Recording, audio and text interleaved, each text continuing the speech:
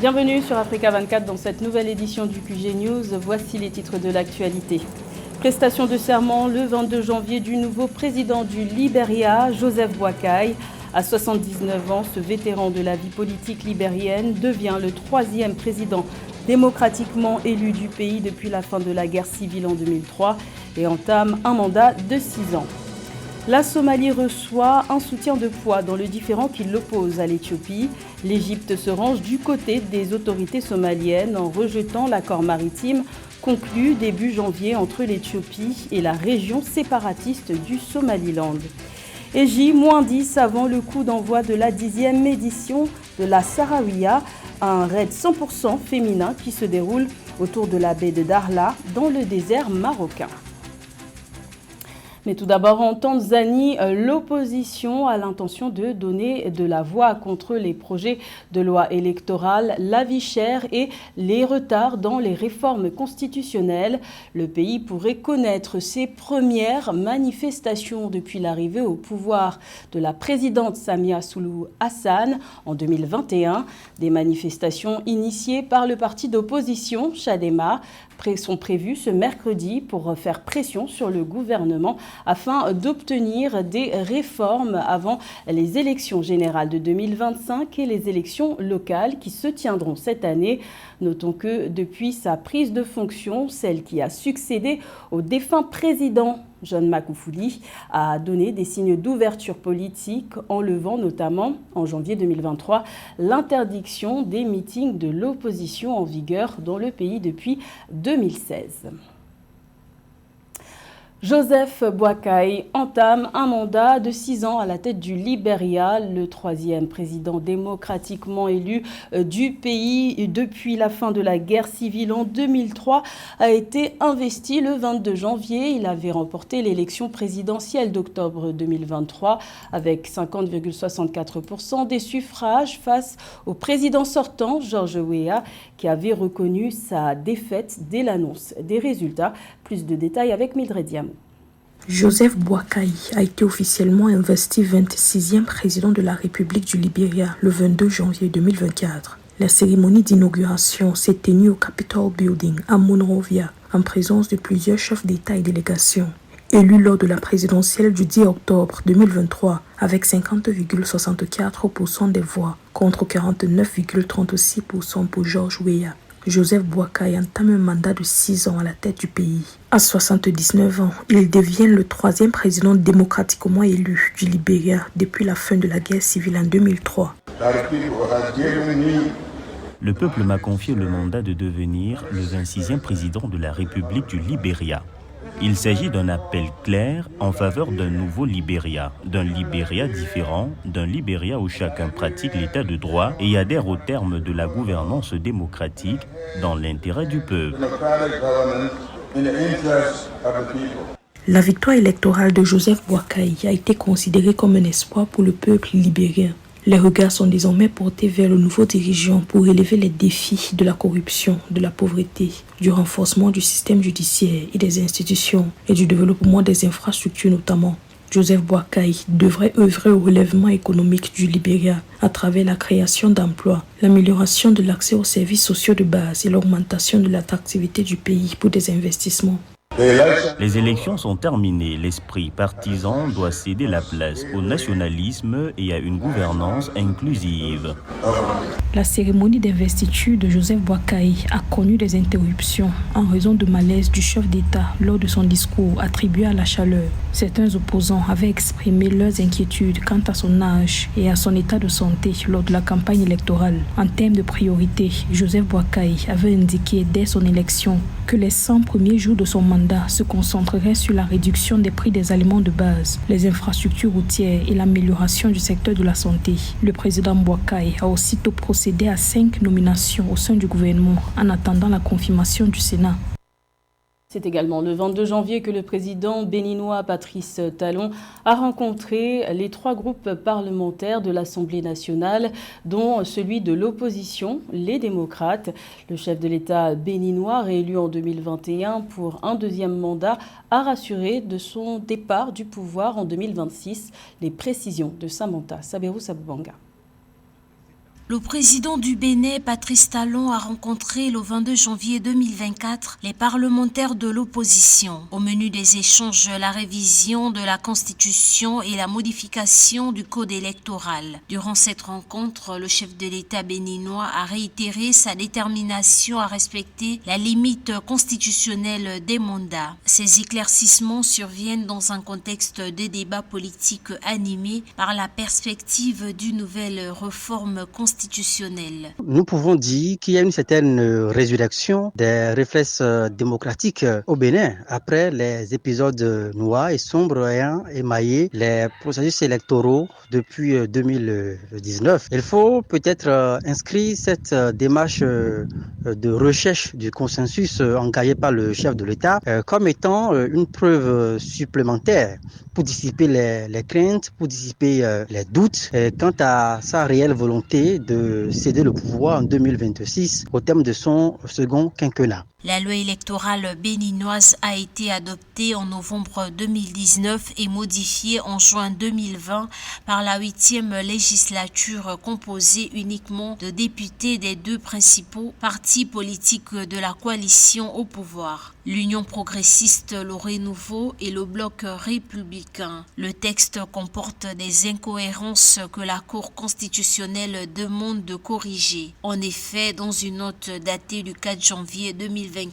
la Cour constitutionnelle du Bénin a demandé aux députés de corriger le code électoral pour avoir un calendrier cohérent avec des dates qui ne se chevauchent pas. Dans la Constitution qui a été révisée en 2019, il a été clairement consigné que nul ne pourra faire plus de 2 mandats présidentiels de sa vie. Et en engageant les acteurs politiques dans une démarche de dialogue autour des sujets les plus sensibles, notamment en ce qui concerne la révision du code électoral, éventuellement une nouvelle révision de la Constitution, il est clair que le chef de l'État, à tout le moins dans le discours officiel qu'il a eu à tenir, que le chef de l'État veut donner davantage de gages d'assurance. Face aux députés des partis les démocrates et l'Union progressiste Le Renouveau, le président Talon a affirmé ne pas être demandeur d'un 3e mandat et a exprimé sa volonté de ne pas se présenter à un 3e mandat, conformément aux dispositions de la Constitution de 2020. Le président égyptien Abdel Fattah al-Sisi exprime son soutien à la Somalie dans le différend qui l'oppose à l'Éthiopie. Le chef de l'État égyptien se range du côté des autorités somaliennes en rejetant l'accord maritime signé début janvier 2024 entre l'Éthiopie et la région séparatiste du Somaliland. Un désaccord qui secoue la Corne de l'Afrique. Les explications de Samantha Saberoussa Boubanga. En recevant dimanche 21 janvier 2024 son homologue somalien Hassan Sheikh Mahmoud, le président égyptien Abdel Fattah al-Sisi a exprimé son soutien à la Somalie contre toute menace à sa souveraineté, rejetant l'accord entre l'Éthiopie et le Somaliland. Cette démarche de solidarité sert également les intérêts stratégiques de l'Égypte dans sa rivalité avec l'Éthiopie. La Somalie est un État arabe, membre de la Ligue arabe, qui a le droit en vertu de la charte de la Ligue des États arabes de se défendre conjointement contre toute menace. Ces propos ne visent pas à menacer qui que ce soit, mais à faire comprendre à chacun que nous ne permettrons à personne de menacer la Somalie ou de s'en approcher. L'Éthiopie a signé le 1er janvier 2024 un protocole d'accord avec le Somaliland octroyant une surface maritime d'une 20aine de kilomètres à l'Éthiopie. La Somalie voisine rejette catégoriquement ce projet signé avec cette région séparatiste, dénonçant une menace à son intégrité territoriale. Le protocole d'accord entre l'Éthiopie et le Somaliland suscite l'inquiétude de la communauté internationale. À l'instar de l'Union africaine, les États-Unis, l'Union européenne ou encore la Ligue arabe ont appelé au respect de la souveraineté somalienne et invitant à des négociations constructives. La mer Rouge est un enjeu fondamental pour le commerce et la sécurité au niveau mondial, ainsi que pour les opportunités présentes et futures de toutes les nations, en particulier celles qui sont situées en bordure de la mer Rouge et du golfe arabo-persique. La Somalie a le privilège d'avoir ce grand intérêt géopolitique et ne permettra pas que la moindre parcelle de ce territoire soit saisie par un autre État sans le consentement de l'État souverain somalien. Pour l'Égypte, cet alignement avec la Somalie va au-delà du soutien diplomatique. Il représente une tactique de pression indirecte sur l'Éthiopie. En se présentant comme un défenseur de la souveraineté somalienne, l'Égypte envoie un message fort à l'Éthiopie, illustrant sa volonté de former des alliances régionales pour contrecarrer les initiatives éthiopiennes. L'alliance égypto-somalienne, bien que circonstancielle, pourrait avoir des implications à long terme sur l'équilibre des pouvoirs dans la Corne de l'Afrique. Dans le reste de l'actualité, la liberté de la presse régresse en Afrique subsaharienne selon un récent rapport du Comité pour la protection des journalistes. Le nombre de journalistes incarcérés est passé de 31 en 2022 à 47 au 1er décembre 2023.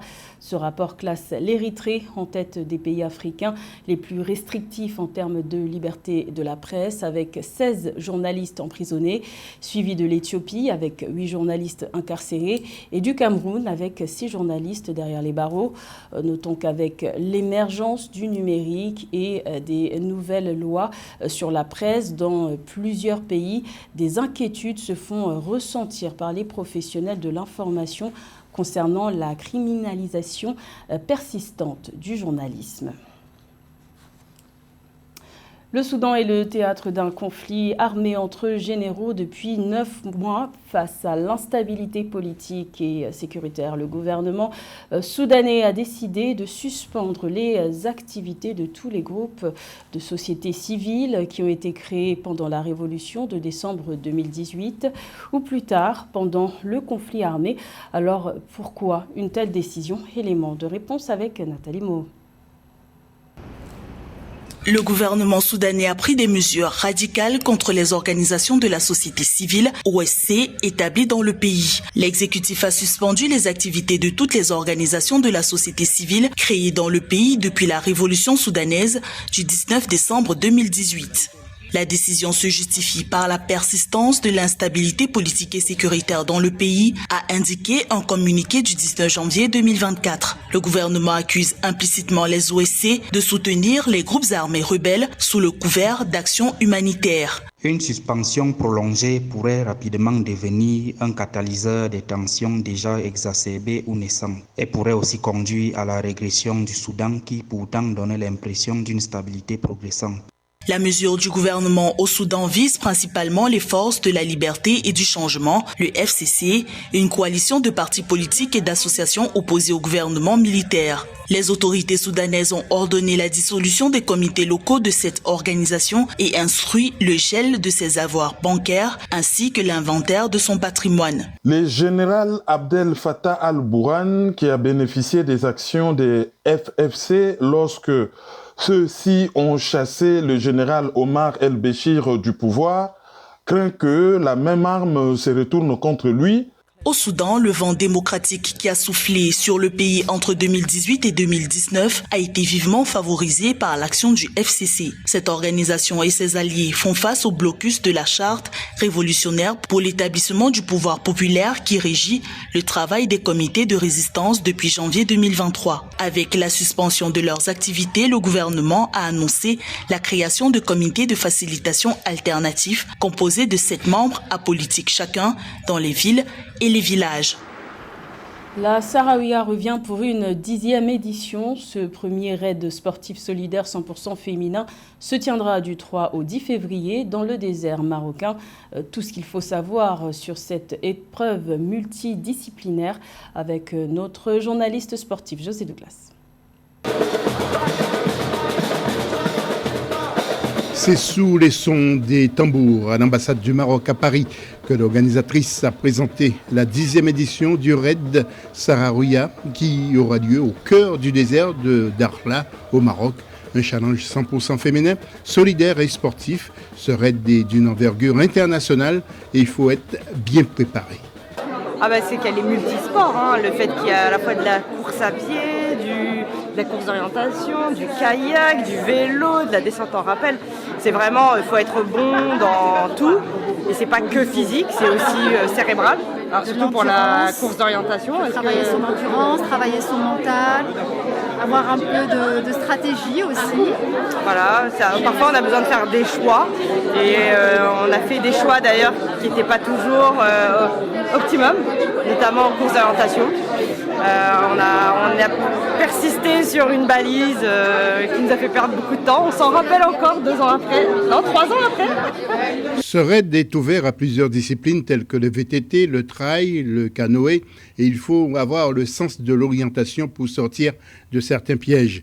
Un défi à relever en binôme et qui dure 6 jours. Une manière aussi de découvrir des paysages marocains inédits. Les athlètes venant de tous les pays, France, Luxembourg, Australie, Cap-Vert, Sénégal, Ghana, Madagascar et d'autres pays du continent.